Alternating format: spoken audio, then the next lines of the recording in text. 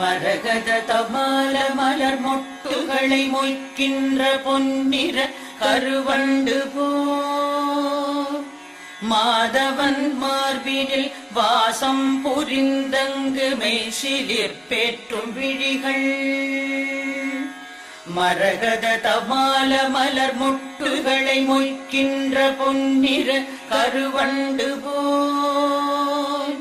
மாதவன் மார்பினில் வாசம் புரிந்தங்கு மெய்சிலிர் பேற்றும் விழிகள்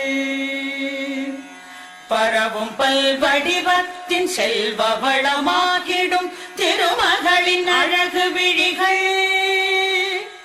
பறிவோடு அந்த இரு விழிகளின் கடை நோக்கு மங்களம் எனக் கருள்கவே.